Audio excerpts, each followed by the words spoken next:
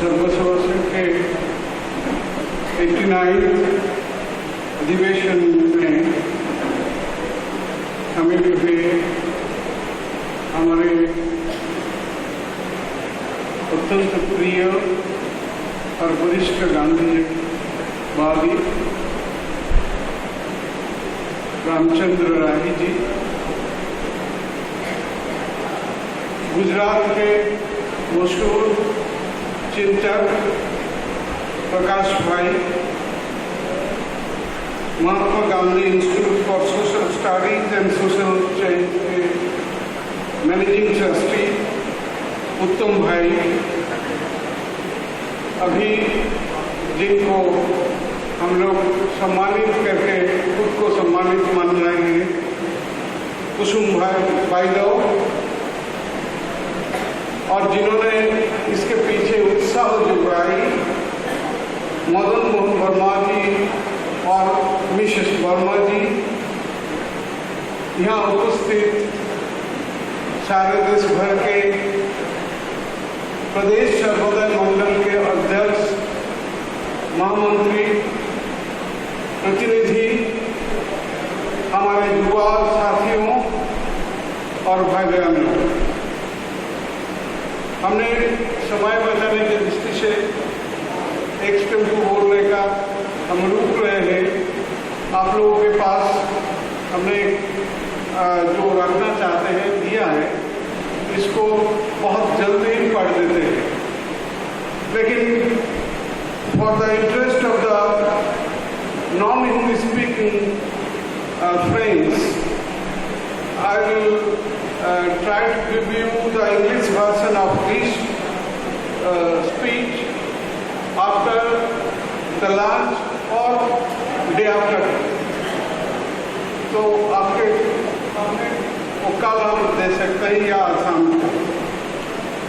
सर्वसभा संघ के पिछले, क्योंकि राही जी अपना बात रखते समय अधिवेशन के परंपरा को रखते समय उन्होंने उल्लेख भी किया था कि यहाँ हम लोग जो कामकाज करते हैं और जो चिंतन मनन करते हैं, एक इंट्रोस्पेक्शन करते हैं, उसको अधिवेशन के माध्यम से लोक सेवकों के बीच में हम रखना चाहते हैं और उसमें चिंतन मनन को एक प्रक्रिया जारी करते हैं। अगले समय के लिए कार्यक्रम भी हम बनाने का प्रयास करते हैं। सर्वसभा संघ के पिछले सेवाग्राम अधिवेशन जो कि 2020 में सेवाग्राम में हुआ था, आज तक 1.5 साल से अधिक हो गया। आप सभी लोग भली भांति जानते हैं कि हम इस दौरान कितने प्रकार की दिक्कतें हमारे सामने आई हैं और किस कठिन परिस्थिति का सामना करते हुए संघ के कामकाज को आगे बढ़ाने की कोशिश की गई। ये संघ वो संघ नहीं जो लोगों के बीच में दुनिया पैदा करते हैं, लोगों के बीच में संघर्ष माने हिंसा पैदा करते हैं, वो नहीं। ये संघ वही है जो प्रेम, लोगों के बीच में सद्भाव, इसको जागरण करते हैं। वही सर्वसभा संघ के बारे में हम कह रहे हैं। जिस दिन आप लोगों के मुझ पर अध्यक्ष की जिम्मेवारी डाला था, उस दिन से आज तक अनेक समस्या लेकर हम लोग झेल रहे हैं। कई प्रदेश सर्वोदय मंडल जो हैं वो अपने रूप से कोई प्रदेशों के साथ देने का, हमारे साथ देने का प्रयास कर रहे हैं, सहयोग मिलने की, बाकी लोग जो नहीं कर रहे हैं उनसे सहयोग मिलने की आशा करते हैं। कई प्रदेश अधिक सक्रिय हैं, उसका नाम नहीं लेना चाहते हैं क्योंकि बाकी लोगों को लगा कि हमने तो उतना सक्रिय नहीं है इसलिए नाम नहीं रहे, ऐसा बात नहीं। कोई कम करते हैं, कोई ज्यादा करते हैं, कोई उतना सक्रिय नहीं है। अदालत में केस चल रहा है, यद्यपि हम लोग खुद सर्वसभा संघ के माध्यम से केस के रास्ते में जाना नहीं चाहते थे, लेकिन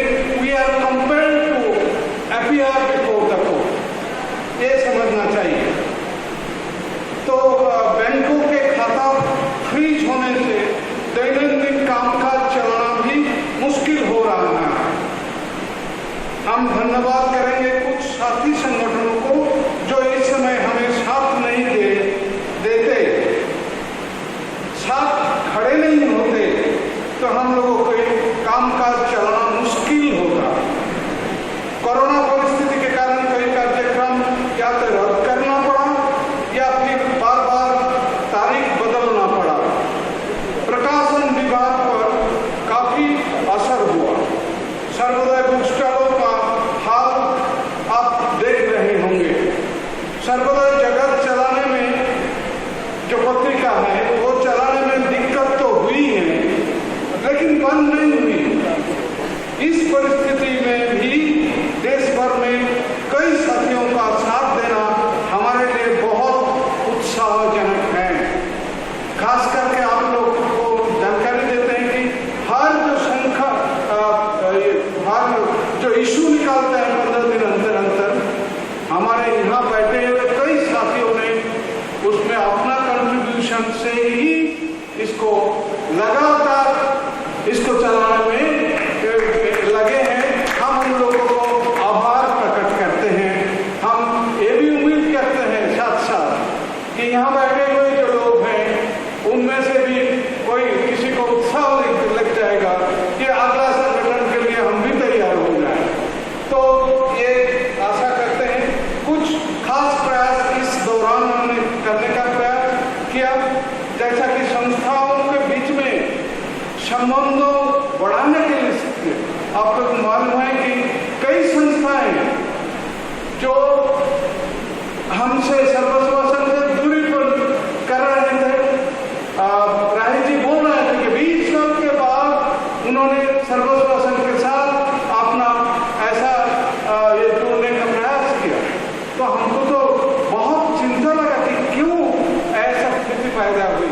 तो उसके लिए हम लोग एक विमर्श सबको लेकर जोड़ने के लिए विमर्श 2 दिन का दिल्ली में किया। वर्तमान में जो गांधीयानी संस्थाएं हैं उनके बीच पर एक कोऑर्डिनेशन बढ़ाने के लिए प्रयास की गई। सामूहिक सिद्धांत के लिए बीच बीच में छोटी छोटी बैठक विचार गोष्ठी चलते रहे। सर्वोदय पत्रिका को नए तरह से आप 1.5 साल के पहले के सर्वोदय जगत को आप पढ़ना उल्टाएंगे तो आपको पता चलेगा कि सर्वोदय जगत को इस परिस्थिति में भी हम लोग किस ढंग से आपके साथ पहुंचाने का बात पहुंचाने का हमने कोशिश की।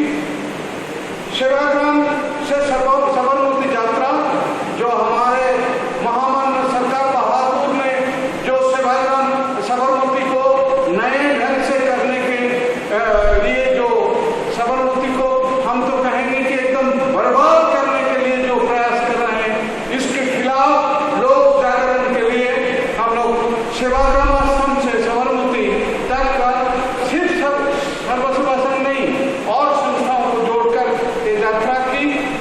तेलंगाना में बुरान आंदोलन के समय जो जमीन मिला था उसको कैसे जो अवितरित जमीन है वो भूमिहीनों को पास कैसे दिया जाए, हम लोग कई वहाँ प्रयास किया। इस कोरोना काल में 2,500 तक लोग भूमिहीन लोग उसमें शामिल हुई। पिछले प्राकृतिक आपदा में कुछ काम करने का प्रयास किया। किसान आंदोलन में सहयोग देने का प्रयास किया। खादी ग्राम को नए ढंग से आगे बढ़ाने के लिए भी बातचीत आगे बढ़ा रहे हैं। वाराणसी परिसर को सरकारी कब्जे से बचाने के लिए प्रयास किया गया। हम इसके पीछे का इतिहास में आपको दोहराने का जरूरत नहीं समझ रहे। संगठन को मजबूत करने के लिए हम लोग 2 दिन का सेवाग्राम में बैठक की। सर्वसेवा संघ का भी 75th ईयर, तो उस सिलसिले में हम लोग 15 मार्च 2022 हम लोग बैठकर चिंतन मनन की। खादी के वर्तमान परिस्थिति में जिसके बारे में हम 2 दिन के बीच में भी चर्चा गोष्ठी रखा है।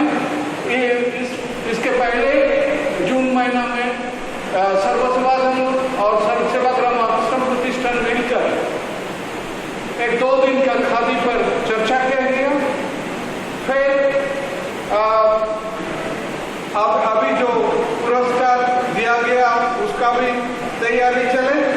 स्वतंत्रता के अमृत महोत्सव पर एक सपना है, आप कह सकते हैं, लेकिन सपना कैसे साकार हो सकेंगे वो आप लोगों के मदद के बिना हो नहीं सकता है। वो है जो हमारे वरिष्ठ गांधीजन हैं, जो अस्वस्थ हैं, अपना अवसर पर असहाय महसूस कर रहे हैं, उनके लिए हमारा एक कल्पना है कि एक श्रद्धाश्रम, वृद्धाश्रम नहीं, श्रद्धाश्रम, क्योंकि ये हमारे लिए इंस्पिरेशन होगा। ऐसा नहीं कि हम उनको मदद करने जा रहे हैं बूढ़े अवस्था में, नहीं, वो हमारे लिए दिशा देंगे। तो ऐसा एक श्रद्धाश्रम की भी कल्पना साकार कैसे हो उसका प्रयास कर रहे हैं। हमारा सामने चुनौतियां काफी है। ऐसे एक प्रतिकूल परिस्थिति में जब मुझ पर सर्वसेवा संघ का गुरुभार सौंपा गया और हमने स्वीकार किया, तब हमारे पास कुछ नहीं था सिवाय धीरज रखने का अलावा। हमारे सामने कुछ मित्र लोगों का अनावश्यक आक्रमण करने का और निकृष्ट भाषा प्रयोग करने का सिलसिला लगातार जारी है।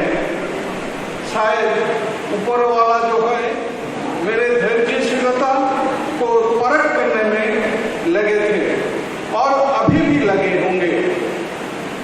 ये बात जरूर है कि कभी कभी मन दुखी होते हैं, ये सोचकर कि जो मित्र लोग 40-50 साल एक साथ रहे, चिंतन मनन करते रहे, लड़ाई के मैदान में कंधा से कंधा मिलाकर काम किए, वे लोग मुझ पर इतना निर्दय क्यों हुआ? कहीं हमारा गलती तो नहीं हुई? हम मानते हैं कि आज से कई साल पहले हम जैसे थे, आज भी हम वैसे ही हैं। तो भी किस लिए ऐसा हो रहा है, हम खुद को ये सवाल पूछ रहे हैं। हम शायद अध्यक्ष की जिम्मेवारी स्वीकार करने से कुछ साथियों के मन में मानसिक क्लेश हुआ होगा। इस समय हमारे सामने बड़ा खतरा यही है, अंदरूनी गृह कलहों से, बाहरी आक्रमण से भी, लेकिन अंतर कलह, कुटिलता ही ज्यादा खतरनाक चीज है। यदि गृह कलह रोका जाए तो सर्वोदय का कामकाज चलाना आसान होगा। आज राजनैतिक पक्षभेद भी धार्मिक, सांप्रदायिक और जात-पात भेदों के समान भयंकर रूप धारण करने लगे हैं। पक्षभेद पर आधारित राजनीति के कारण पक्षांधता साफ दिखाई दे रहा है।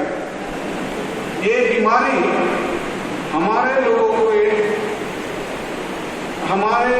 लोगों के संस्था में भी घुसने लगे हैं। हम लोगों को सजग रहना चाहिए। सही हो या गलत, मेरा पक्ष ही सही है। ये जो दूसरे बात कर रहे हैं वो गलत है, ये भावना से हमें मुक्त होना चाहिए। जो हमारे खिलाफ लड़ते हैं, हम भी वही मानते हैं कि शायद उसके पीछे कोई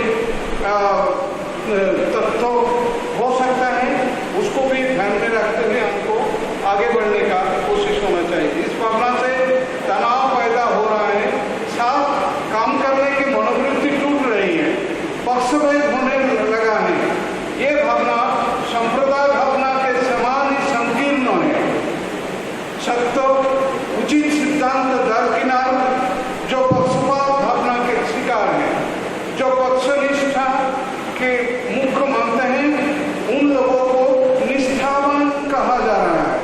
निष्ठावान वही लोगों को कहा जा रहा है जो पक्ष को मानने वाले हैं। ध्येयों के बदले पक्ष ही आराध्य देवता हो गया है। संस्थावाद, संप्रदायवाद, झूठे प्रचार, चरित्र हनन, पक्षांधता जड़ पकड़ने लगे हैं। खैर, ये सब बातें आज करने का क्या फायदा? आज जो चैलेंज हम सामने खड़ा है उसका उसका मुकाबला करना अभी का काम है।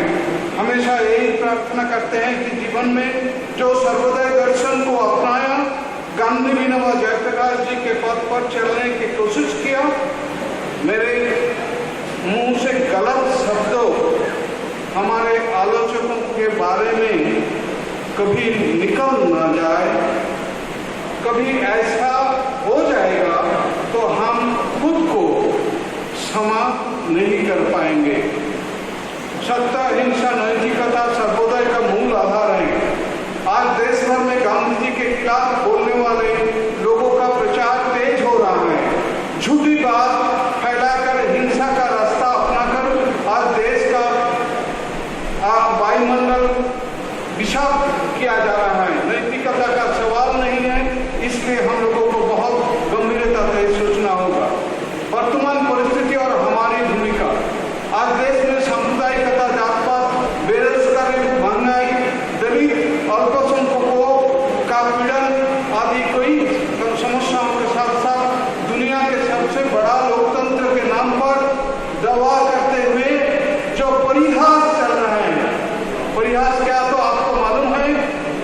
तीस्ता सिकरवाद का, हिमांशु कुमार का, मेधा पाटकर को जिस ढंग से आज पीड़न दिया जा रहा है, उसको अपना बात रखने से रोका जा रहा है, तो ये एक लोकतंत्र का परिहास हम मानते हैं। देश के संविधान पर जिस तरह हमला हो रहा है, उसका प्रतिकार करना हमारा दायित्व और कर्तव्य है। आम लोगों की भावना है कि हमारी जो कुछ समस्या है उसका हल करेगी सरकार, क्योंकि हमारे वोटों से चुने हुए लोग सत्ता में गए हैं, लेकिन वोटर्स के पास जो शक्ति है उस बारे में काफी लोगों को एहसास नहीं है।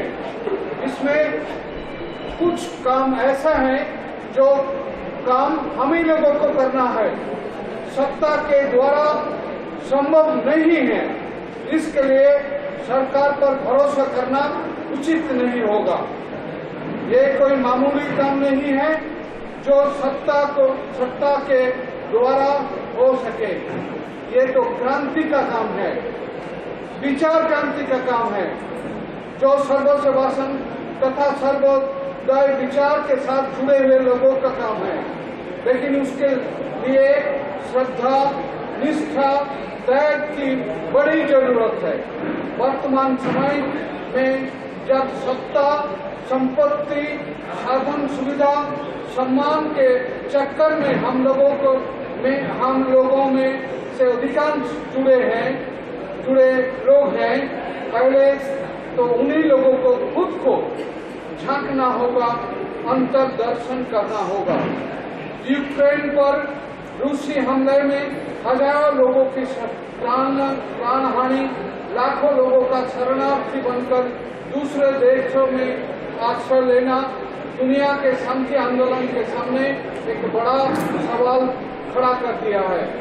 इस युद्ध का असर हर देशों पर पड़ रहे हैं। तो ऐसा परिस्थिति में खासकर अर्थनीति पर सबसे ज्यादा असर होगा, गरीब पिछड़े हुए लोगों के ऊपर, आम जनता पर।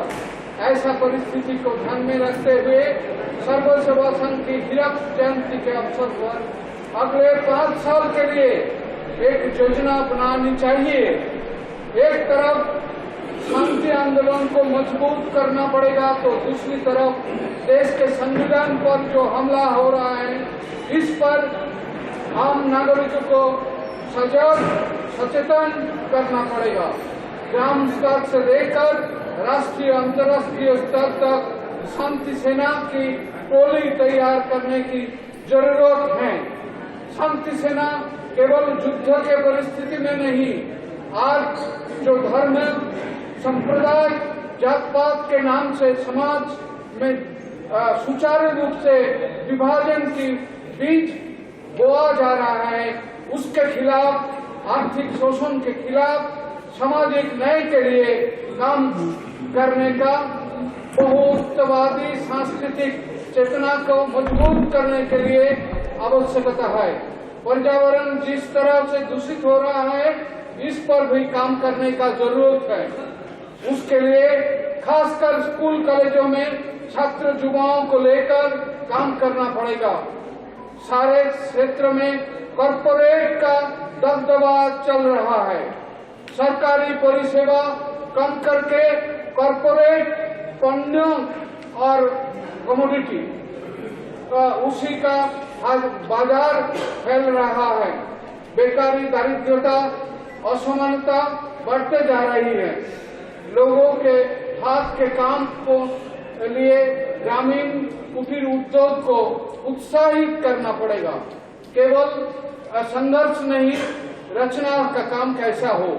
खादी, ग्रामीण उद्योग, कुटीर उद्योग जितना कम होते गया, उतना ही बेकारियों की संख्या बढ़ती गई। गांव से शहर की और पलायन की संख्या की वृद्धि हुई। ग्राम स्वराज की दृष्टि से काम करना है तो ग्राम स्वावलंबन पर जोर देना होगा। पारंपरिक खादी और ग्रामोद्योग के साथ साथ नए उद्योगों के बारे में भी सोचना पड़ेगा और उसके लिए कौशल वृद्धि के दृष्टि से प्रशिक्षण की जरूरी है। सर्वोदय में तो हम लोग सर्वधर्म समभाव की बात करते हैं, लेकिन वास्तव में हिंदू धर्मावलंबी छोड़कर बाकी धर्मावलंबी लोगों का उपस्थिति हमारे बीच में काफी कम है, न के बराबर।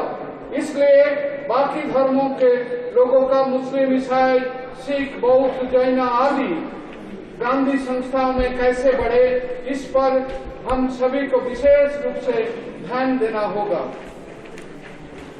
ये सारे कामकाज गांधी विचार मानने वाले सभी संस्थाएं, मानवाधिकारी संस्था संगठन जैसा कि राष्ट्रीय सेवा दल, NAPM, लोक समिति, उदय खिदमत कार, CFP, एकता परिषद, जल बिरादरी, आजादी बचाओ आंदोलन, छात्र युवा संघर्ष वाहिनी, राष्ट्रीय युवा संगठन, नेशनल यूथ प्रोजेक्ट, NYP आदि छोटे बड़े गांधी विचार के भरोसा रखने वाले सामाजिक संगठनों, सिविल सोसाइटी ऑर्गेनाइजेशंस के साथ साथ समाजवादी, साम्यवादी लोगों को भी जोड़ना चाहिए।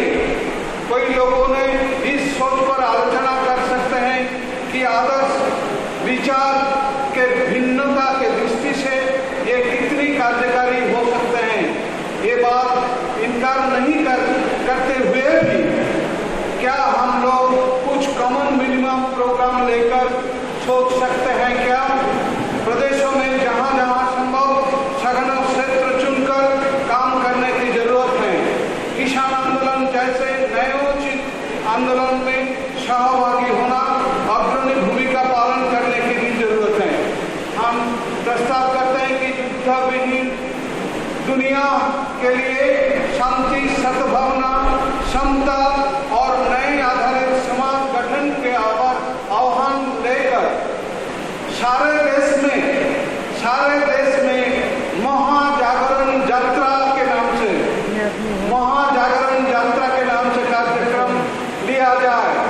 सारे प्रदेश सर्वोदय मंडल, जिला सर्वोदय मंडल, लोक सेवक, सर्वोदय मित्रों इस आयोजन में अब से सक्रिय हो जाए। अब से जो 2 दिन का चर्चा और भी होगा, उपलब्धियां इस पीरियड में जो हुआ, जिम्मेवारी लेते समय सोचा था, कल्पना थी, वास्तव में बहुत ही थोड़ा ही काम कर पाए। जो साथी सहयोगी या विचारशील संगठन और व्यक्ति छूट गया है, उन सबको जोड़ने का प्रयास किया, कुछ छूटे भी गए। विपरीत स्थिति में कोई नए काम चलाने की कोशिश की गई, कोई पुराने साथी छूटे, नए साथी भी जुड़े। अध्यक्ष के नाते सामूहिक सिद्धांतों जो कम्युनिटी डिसीजन कहते हैं, इस कार्यशैली के कई साथियों का नापसंद है हमारे बीच में भी। कई साथी नियमों कानूनों से बंधे हुए हैं, आदत से मुक्त होना नहीं चाहते हैं।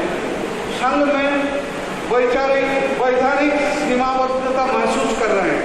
सर्वसभा संघ का जो कॉन्स्टिट्यूशन है इसमें भी कुछ ऐसा महसूस होता है।